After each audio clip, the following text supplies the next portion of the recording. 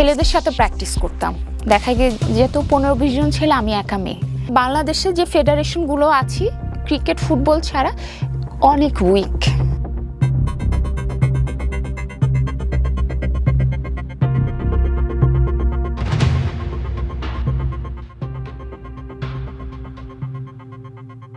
আপনি যদি 100 জনকে জিজ্ঞাসা করেন অথবা 100 অভিভাবককে জিজ্ঞাসা করেন যে আপনার ছেলে অথবা মেয়েকে কোন খেলায় দেখতে চান বা আপনি কোন খেলা পছন্দ করেন, আপনার উত্তর হবে ক্রিকেট, ফুটবল, হকি অথবা অন্য কিছু।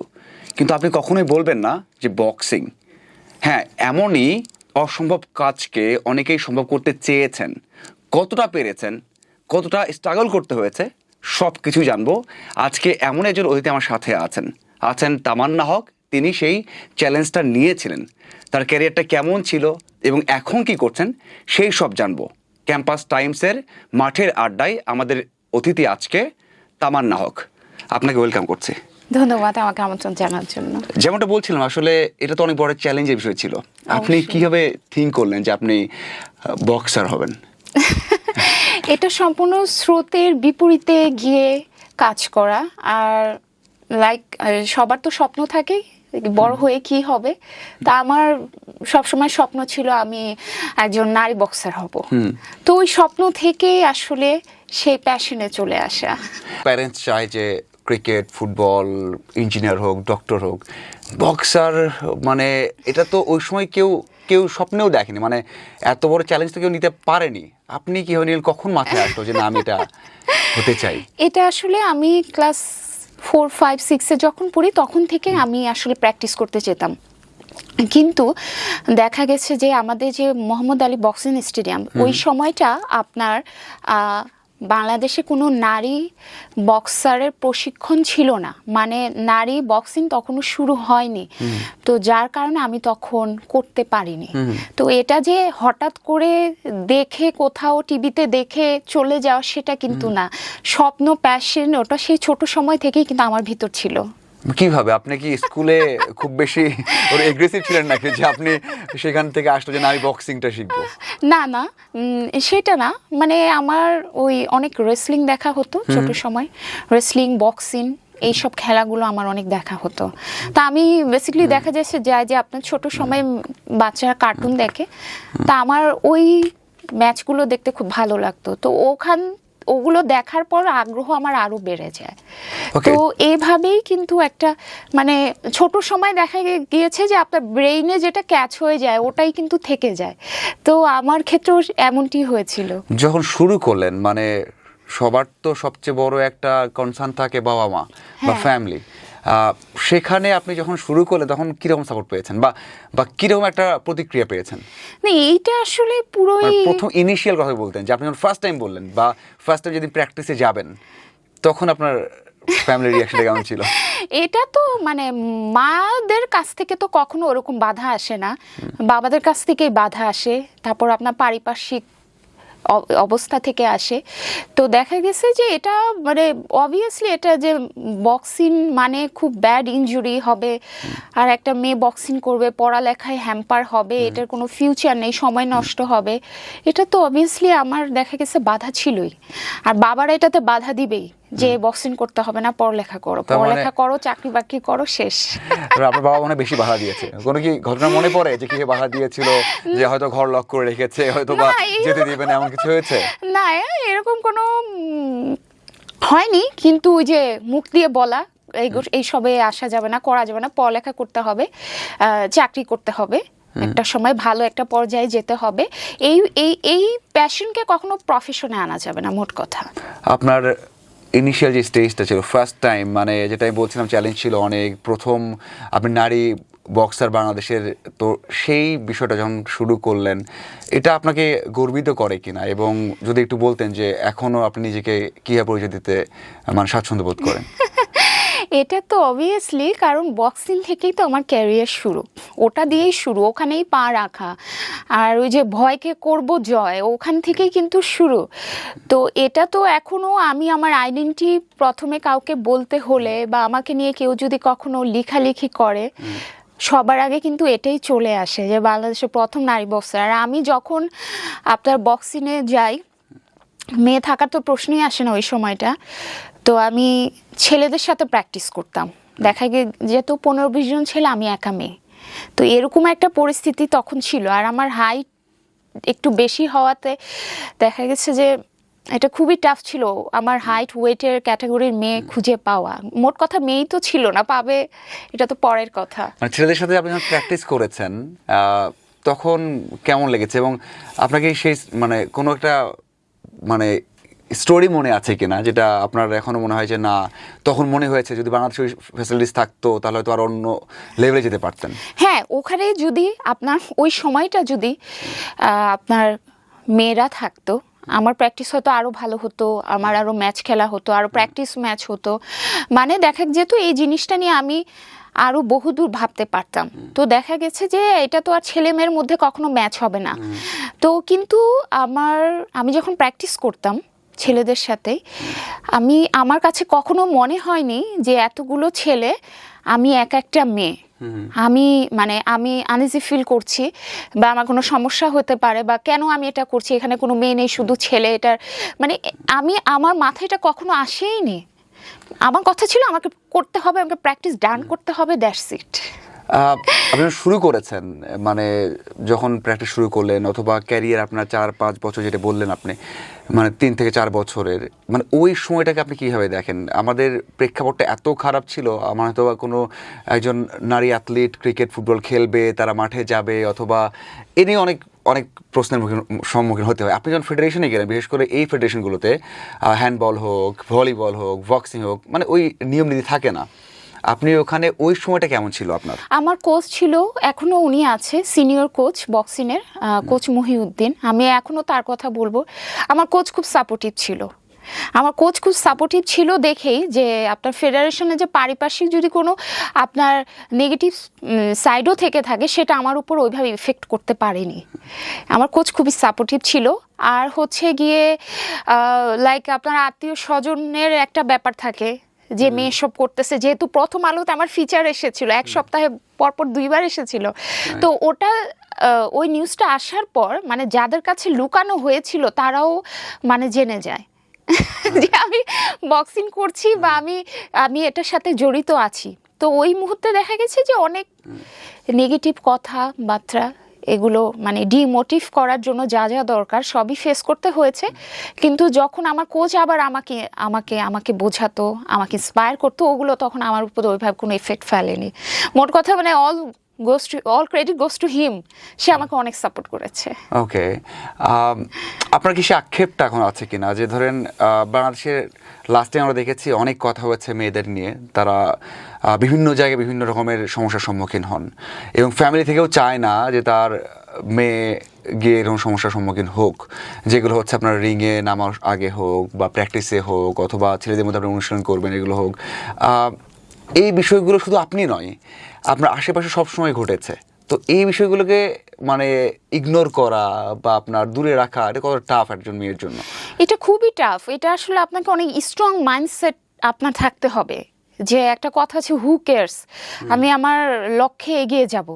আর আমি মনে করি কোনো মানুষ যখন মানে যেটাতে এক্সপার্ট সেটাতে মন দেয়, এটাতে সাকসেস আসবেই। আর দেখা গেছে এই যে মানে অবস্থাগুলো ছিল প্রিভিয়াস টাইমে, হ্যাঁ এরকম নেগেটিভ এনভায়রনমেন্ট কিন্তু এখনো আছে, এখন আছে। এগুলো আসলে আমাদের স্ট্রং মাইন্ডসেট, স্ট্রং অ্যাক্টিভিটিস দিয়ে আমাদের এগুলো আসলে রুখে দাঁড়াতে হবে, আদারওয়াইজ কোনো অপশন নেই।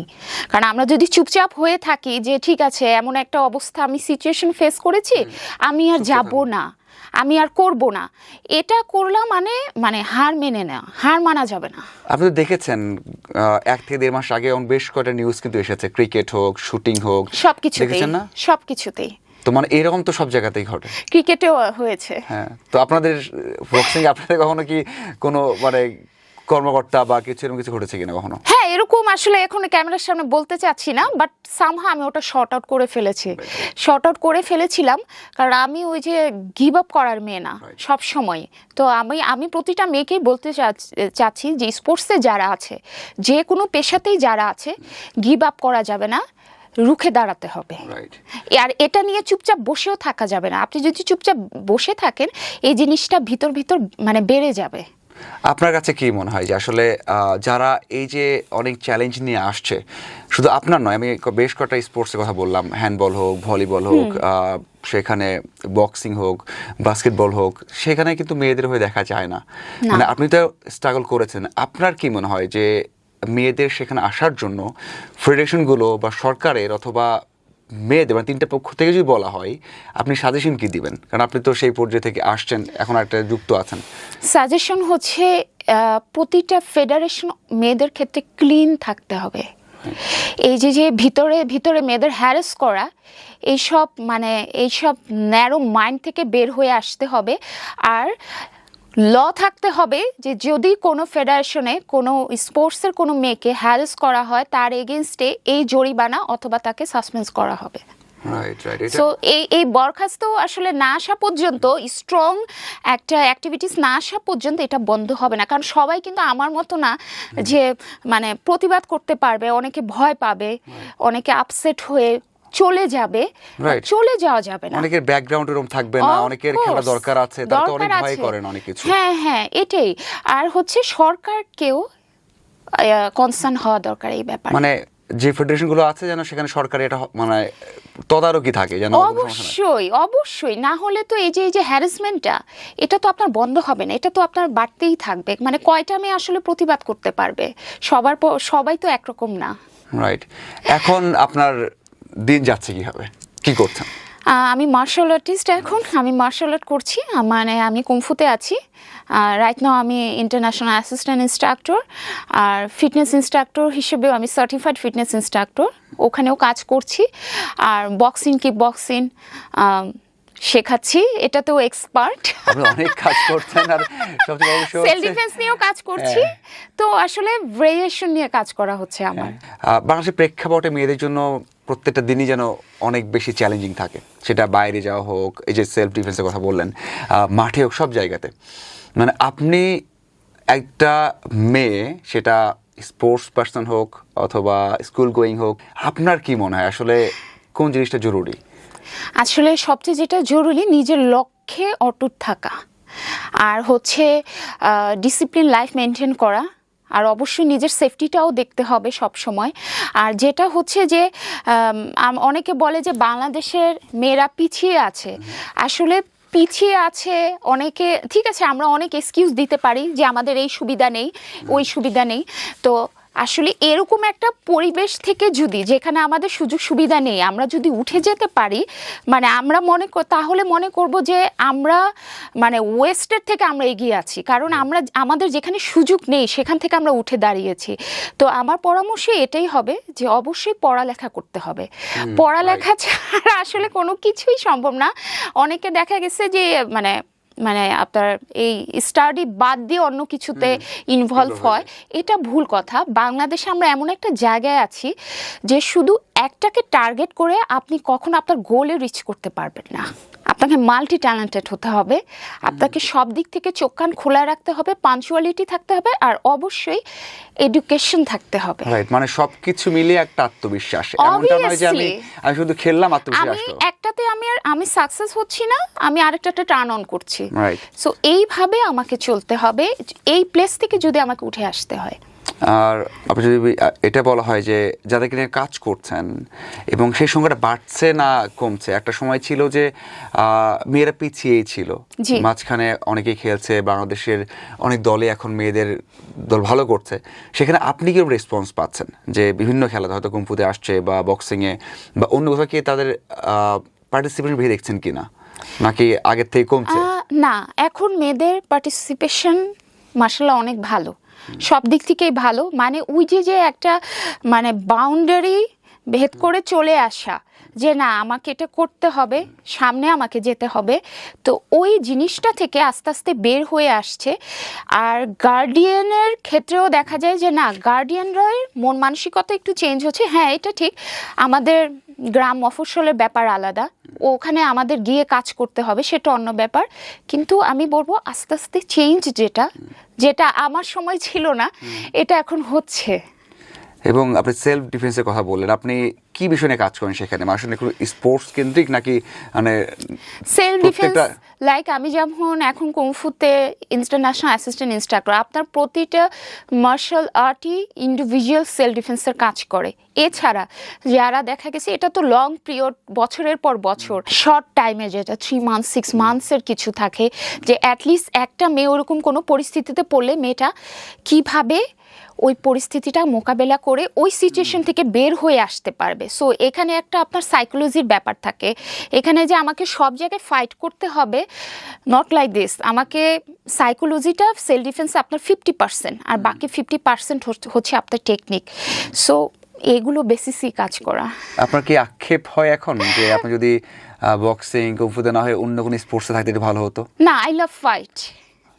অনেক বেশি স্ট্রং মনে হচ্ছে আপনাকে, যে আপনি মারবেনই। হ্যাঁ, আমার ফাইট পছন্দ। আমার আসলে এই যে টেনিস, ব্যাডমিন্টন, এইসব আমার ভালো কখনো কি লাগে না। ব্যথা পেয়েছেন? ব্যথা আসলে আমার ছোটবেলায় আমি রেসলিং খেলতে গিয়ে আমার 5 বার মাথায় ফ্র্যাকচার হয়েছে। Shit. তো ওইটা যা হবার তখনই হয়ে গেছে। তারপর আর মানে ব্যথার সাথে সন্ধি হয়ে গেছে, ব্যথা মানে ফ্র্যাকচার এমনই হয়েছে, মানে অলরেডি ব্লিডিং হচ্ছিল এরকম অবস্থা, তাও 5 বার। কিন্তু বক্সিং করার সময় কখনো হয়নি, এখনো নোজ ব্লিডিং হয়েছে। ওকে, ও বক্সিং এর সেটা সময়। কি ইয়াতে হ্যাঁ স্টেডিয়ামে? হ্যাঁ হ্যাঁ হ্যাঁ, নোজ ব্লিডিং এটা খুবই নরমাল, এটা একটু হতেই পারে। ওকে, তারপরেও আপনার এটা পছন্দ? একদম। মানে এখন কি একেবারেই প্র্যাকটিস করা হয় না বক্সিং এর? না, বক্সিং আসলে বক্সিং এটা এমন একটা জিনিস, এটা আপনার যে কোনো ফাইটে এটা হচ্ছে আপনার বেস ফাউন্ডেশন, এটা আপনার থাকতেই হবে।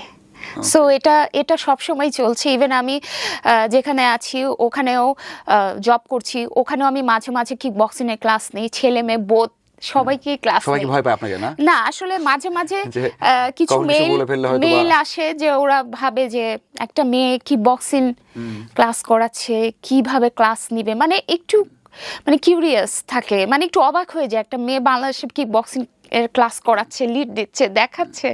তো এটা আসলে আমার কাছে খুব অন্যরকম লাগে তখন। দেশের বাইরে তো আপনার কোনো কোচিং করতে বা প্রোগ্রামে যাওয়া হয়েছে? হ্যাঁ হ্যাঁ, আমি সেখানে- অনেকবারই ট্রেনিং এ গিয়েছি। সেখানে আপনার রিপ্রেজেন্টেশন কেমন ছিল এবং আপনার কেমন লাগতো? এখানে তো আসলে মানে এবং ফিটনেস, বিশেষ করে প্রথম বক্সিং করে, মানে বক্সার, বাংলাদেশের নারী বক্সার হিসেবে। আচ্ছা আমি লাস্ট ইয়ারে একটা কথা বলি। তো আমি নেপাল গিয়েছিলাম। তো জিতকুন্দু একটা ফাইট আছে, এটা আপনার কুংফুর একটা পার্ট কি, এটা ব্রুসলির মেথড আর কি, যাই হোক। তো ওনার ক্রিয়েশন এটা। তো এটা দেখা গেছে যে আপনার ওই মানে নেপালে একজন টিচার আছে, সে খুব অথেন্টিক করায়, উনি হচ্ছে ব্রুসলি 4th জেনারেশন। তো উনি এখান থেকেই যোগাযোগ করে যাওয়া হয়, আমার কোচ যোগাযোগ করে দেয়। তো উনি প্রথমে ভেবেছে যে বাংলাদেশ থেকে কোনো ছেলে যাচ্ছে। আচ্ছা, তো তারপর আমি যেদিন যাই, তো ওনার বাসাটা ছিল আপনার অনেক পাহাড়ের উপর, মানে একটা ছেলে যেত ভয় পাবে, মানে খুবই মানে হাই হিল, দুর্গম একদমই পাহাড়ের উপর ওনার বাসা। তো আমি যখন যাই, তো ওনার অ্যাসিস্ট্যান্ট স্টুডেন্ট ছিল, তো ও যখন গেট খুলে তখন আমি বললাম যে আমি বাংলাদেশ থেকে আসছি, তার নাম মেবি উনি জানে, কোচ মেবি জানে। তখন বলল যে আমরা তো ভেবেছি কোনো ছেলে আসবে, কিন্তু কোনো মেয়ে যে এখানে আসবে এটা তো আসলে আমরা জানতাম না। তো খুব অবাক হয়ে গেছে। তো যখন কোচ আসলো লাস্ট দিন, যখন আমাকে সার্টিফিকেশন দিল ট্রেনিং এর পর, তখন নেপালে যারা স্টুডেন্ট ছিল মার্শাল আর্টের ওনার ওখানে, তখন সবাইকে ইন্ট্রোডিউস করালো আমার সাথে। তো তখন বললো যে একটা মেয়ে বাংলাদেশ থেকে এই পাহাড়ের উপর আসছে জিতকুন্দ শেখার জন্য, মানে এটা কখন আমি চিন্তাও করি নাই। রাইট। আপনার কেমন লেগেছে? এবং সবচেয়ে বড় বিষয় হচ্ছে আপনি যখন বাংলাদেশকে রিপ্রেজেন্ট করেছেন এরকম জায়গায়, এটা খুবই অ্যামেজিং একটা ফিলিংস ছিল, মানে খুবই, মানে কি বলবো, আমার তখন মনে হয়েছে যে আমার কষ্ট সার্থক।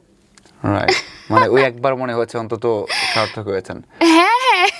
ওকে, আর যদি বলা হয় যে আপনার ফিউচারটা কি, মানে এইরকম জায়গা থেকে খুব একটা ফিউচার অনেকেই ভাবে না যে আসলে এটাই শুধু ফিউচার হবে, আপনার চিন্তাটা কি আছে ফিউচার নিয়ে? চিন্তা আসলে আপনি যদি কাজ করতে জানেন, আপনার সব জায়গায় আপনার পসিবল। Right, বাংলাদেশে যে সম্ভব না এটা কোনো না, কিন্তু হ্যাঁ আমার বাইরে যাওয়ার অনেক চান্স আছে, কিন্তু আমি তারপরও কেন যাচ্ছি না? আমার মনে হচ্ছে যে এত কিছু এখানে করে নিজের দেশকে কিছু না দিয়ে সব দেশের বাইরে দিব, এটা তো আসলে মানে এটা তো হতে পারে না। তো এখানে যেমন আমার এই সব নিয়েই কাজ করার ইচ্ছা আছে।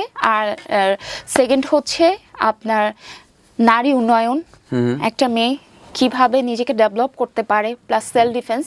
আর আমাদের যে খেলাগুলো বাইরে হচ্ছে, ইউরোপে হচ্ছে, তো আমি জানি না আমি যদি বেঁচে থাকি আমি বাইরে থেকে একটা চ্যাম্পিয়নশিপ নিয়ে আসবো বাংলাদেশে। ওকে, তবে আপনি যেটা বললেন যে আসলে সব জায়গায়, আমি বিশ্বাস করি, পার্সোনালি আমি বিশ্বাস করি যে যদি দক্ষতা থাকে বা স্কিল সাথে পরিশ্রম থাকে, সব জায়গাতে মানুষ কিছু করতে এটা পারে। অবভিয়াসলি সম্ভব, কেন সম্ভব না?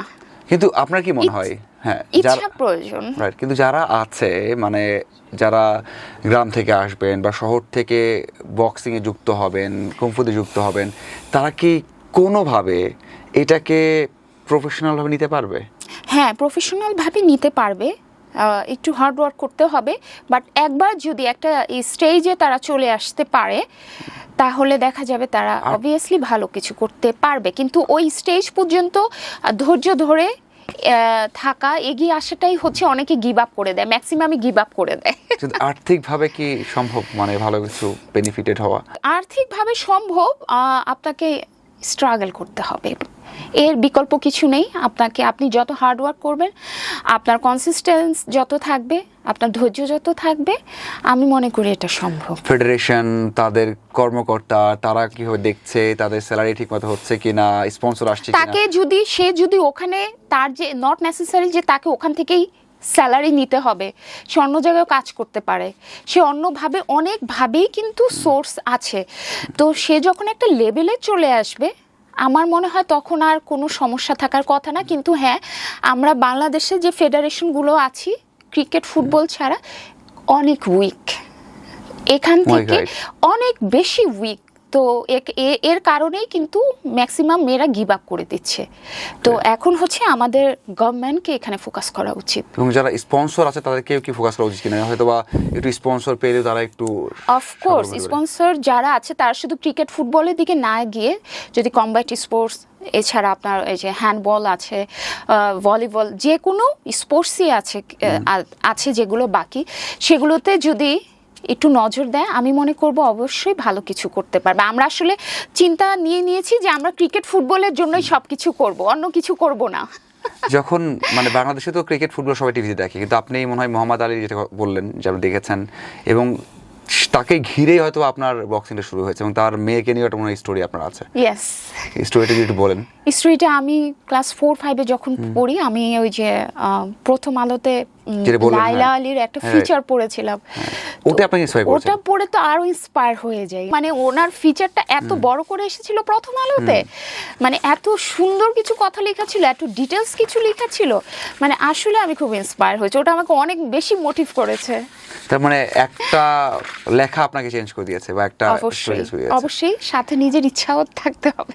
মানে মানুষ সবসময় আর্থিক দিকটা দেখে, আপনার কি সেই স্যাটিসফ্যাকশন আছে? যেমন আমরা অনেকে যারা ওয়ার্কআউট করে, অনেকে যারা সেলফ ডিফেন্স থেকে কাজ করে, তাদের মধ্যে একটা আত্মতৃপ্তি থাকে, আত্মবিশ্বাস থাকে যে আমি যেখানে থাকি কিনা আমি কিছুটা করব, বা লাইফ যেখানে নিয়ে যায় আমরা সে আত্মবিশ্বাস থাকে যে সেখানে আমি হয়তো বা সামনে এগিয়ে যাব।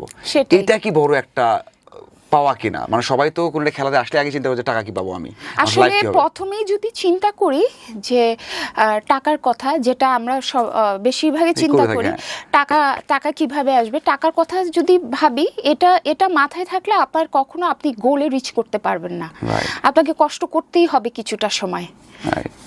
তো এটা চিন্তা করা যাবে না। আমরা একেবারে শেষের দিকে এসেছি, আমি যদি একটু জানতে চাই যে আপনার শুধু মানে কুংফু হোক, বক্সিং হোক, এছাড়া কোন খেলাতে আপনার মনোযোগটা বেশি মানে দেখেন বা পছন্দ করেন? এটা ছাড়া আমার হচ্ছে দেখা হয় জিতকুণ্ড দেখা হয়, দেখা হয়, আর হচ্ছে মাঝে মাঝে আমার MMA দেখা হয়। আপু, আমার শেষ প্রশ্ন সেটা হচ্ছে, আপনি যদি মানে কোন একটা বড় পর্যায়ে থাকতেন, মানে ক্রীড়াঙ্গনে কোন দুইটা জিনিস আপনি চেঞ্জ করতে চাইতেন? আপনি একটু অনেক কিছু বলেছেন, আমাদের আলোচনা এসেছে যে হয়তো সরকারকে দায়িত্ব নিতে হবে বা বিভিন্ন ফেডারেশনে থাকতে হয়, বাট আপনি যদি থাকতেন কোনো একটা বড় দায়িত্বে, দেন আপনি সরকার, আপনি পুরো ক্রীড়াঙ্গনের জন্য একটা জিনিস চেঞ্জ করতে চাইবেন, আর একটা হচ্ছে আপনার যে ছোট ফেডারেশন আছে সেটা চেঞ্জ করতে হবে, মানে খুবই গুরুত্বপূর্ণ দুটো কি চেঞ্জ করতে চান? প্রথমে মেয়েদের নিরাপত্তার ব্যবস্থা, এটা যেহেতু আমাদের দরকার বাট আমরা ওইভাবে পাচ্ছি না। প্রথমেই প্রতিটা জায়গায়, সেটা ঢাকায় হোক, ঢাকার বাইরের ফেডারেশন যদি কিছু থেকে থাকে, খেলার অবস্থা যদি কিছু থেকে থাকে, সব জায়গায় আগে নিরাপত্তার ব্যবস্থা করতাম। আর সেকেন্ড যেটা হচ্ছে যে প্রতিটা প্লেয়ারকে মান্থলি কিছু অ্যামাউন্ট পে করা, যেটা খুবই প্রয়োজন একটা প্লেয়ারকে ইন্সপায়ার করার জন্য, তাকে দীর্ঘ সময় ধরে রাখার জন্য। কারণ আমি কখনোই চাবো না মেধাবীরা এখান থেকে চলে যায়। মানে মাথায় যেন ওই চিন্তা না আসে যে টাকা কই থেকে আসবে, কি খাবো এটা, যে এখানে কোনো ফিউচার নেই, এখানে কোনো ফিউচার হতে পারে না, শুধু দিয়েই যাচ্ছি, পরিশ্রম করেই যাচ্ছি, এরকম যেন কোনো মাইন্ডসেট না থাকে। অসংখ্য ধন্যবাদ সময় দেওয়ার জন্য। আপনাকে অনেক ধন্যবাদ। আজকে এ পর্যন্তই। আপনারা জানলেন আসলে বাংলাদেশের প্রেক্ষাপটে একজন নারীকে কতটা চ্যালেঞ্জ পার হতে হয় এবং সেখান থেকে নিজেকে উপরে নিতে হয়। অবশ্যই আমরা এমন চ্যালেঞ্জিং অনেক স্টোরি তুলে ধরবো, আপনারা সাথে থাকবেন। আর সব সময় ক্যাম্পাস টাইমসের অনলাইন এবং ইউটিউব, ফেসবুকে চোখ রাখবেন। ধন্যবাদ সবাইকে।